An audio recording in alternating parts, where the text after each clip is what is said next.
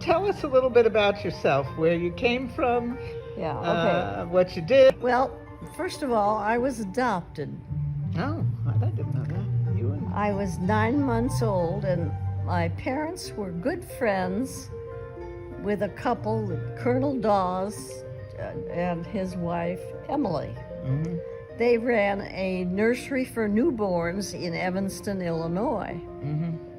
And I was left on the doorstep there Oh my goodness. with my name in the basket and my date of birth. Mm-hmm.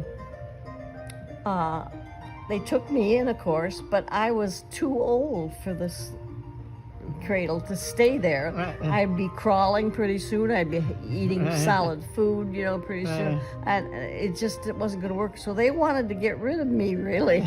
and they knew my parents well enough, and they called them up and said, "How'd you like a baby?" And my mother and dad said, "Yeah, we'll come and get the baby." So they did.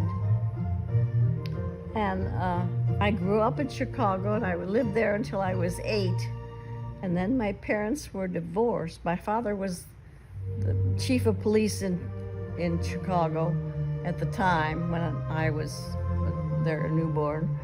And he retired from that years later. But then the wars came along, and he went back into the service. Uh-huh. But I lost my train So of did thought. you live with your mother or your father or?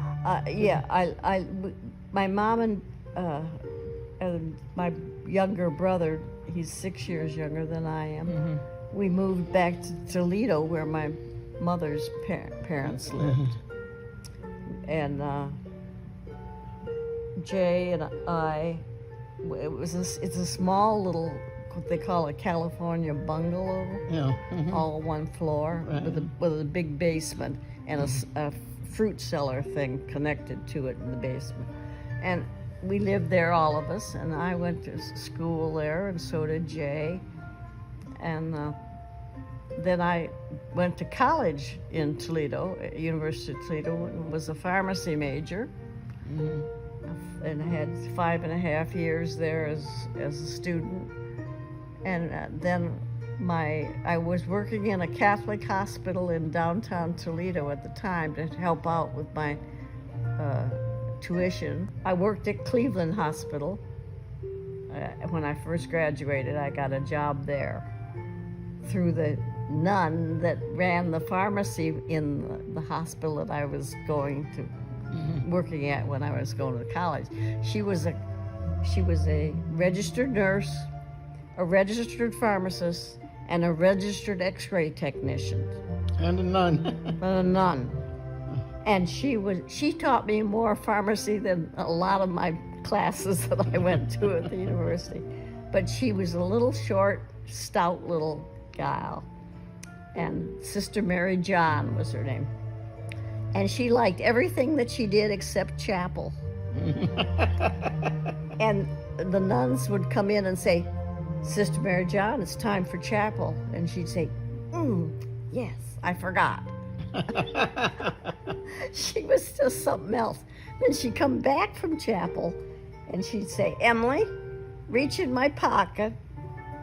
And she had these real deep pockets in this habit that she wore. And she'd have an apple or a peach or grapes or whatever, and she'd bring it up to me in the front. But So where did you meet Hugh? I met him at a blind date in Cleveland. It's a long story, but Gene, his buddy that was working with him at a private boys' school in Tennessee, in Sewanee, Tennessee, he was from Cleveland. And he was, Eugene and his wife were coming back for the summer to be in Cleveland. And so Hugh wanted to work on his doctorate, and he was going to go, he took classes at University of Cleveland, and that was right next door, Western hospital. Reserve and all that, right next door to the hospital where I was working. I enjoyed working at the hospital there. It's a huge hospital, like At the time I was working there, we had about 2,500 beds, and a lot of research and stuff was done there. That associated with the Cleveland Clinic? It is to a certain extent, yeah, but it's a different building. But yeah, they are associated. It's a good hospital, and my nun friend from the Toledo Hospital got me the job at Cleveland because she knew Bob Stockhouse, who was the head of the pharmacy in Cleveland, and they needed a pharmacist. So she said, "I'll take you there." So we traveled with another nun in a car. We drove to Cleveland from Toledo, and she introduced me to Bob Stackhouse, and I took the job. So that's how I became a pharmacist. When I was growing up, if anybody told me I was going to be a pharmacist, I'd have laughed in their face. I really wanted to be a musician and a singer, and it didn't work out. The war came along. World War II, and all of my classmates went to war, and not many of them came back. Same way for Hugh when he was going to college as an undergrad. I think there were only 2 or 3 fellas in the whole University of Virginia military that came back. Oh, wow. Out of his class. How long were you married to Hugh? 52 years. The best thing he ever got me was he paid off the mortgage 2 weeks before he died. Oh my goodness, of this house. Yeah. We had a big party here, and we had a fake mortgage thing that we burned. I think I was at that party. Yeah, I'm sure you were. But I miss Hugh a lot. He was such a kind and interesting fellow. And he taught school? He taught at Cranbrook for, we were there 33 years, something like that, 35 years. He taught history and math, mostly history, because he was a history major at college. And Gray often said, "I'm sorry I never got to meet your husband, because we would have been together about 2 minutes or so, and we've been talking history." Because he was a history, both of them were history buffs. They read everything and did it. And Hugh taught a class when we first came here to live. He went over to the university and talked to the professors over at University Chapel Hill. And they wanted him to be in this program that was being done where you teach a class to seniors about whatever your subject matter you want to be. So he'd come and he'd teach some history stuff. And we both liked to play bridge. We had grown up with bridge at Cranbrook, and my college days I played bridge a lot.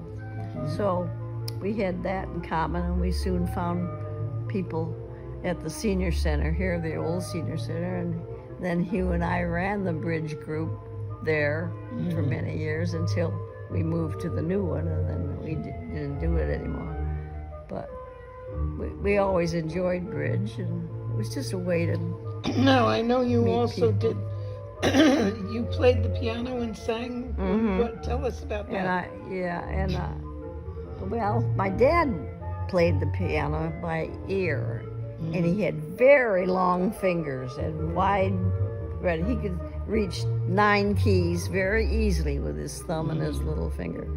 And I can remember as a child sitting on the piano bench, and he'd sing songs, and he'd teach me some of these songs. And I remember one of the songs was an Army song, Mademoiselle from Armentières. Oh, right, you're right, probably. So he'd have me sing that, and then he had another colonel that he knew from Chicago, and Larry and his wife would come over, and they had a son the same age as I was.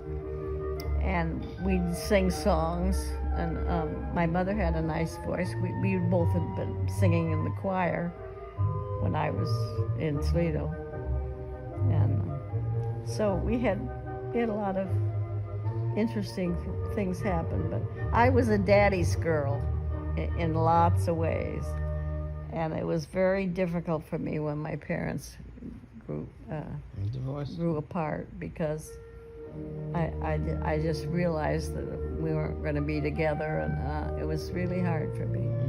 Jay was too young to even know. He was only 2, so he didn't really. Now, was he adopted, or no? was He was their child. He was born 6 years after I was. But my dad went down to Texas after he'd been divorced from my mother, and went into the oil business.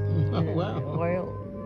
He was either in Arkansas or Mississippi, Arkansas or Alabama. I'm not sure. I think it was Arkansas where the oil fields were.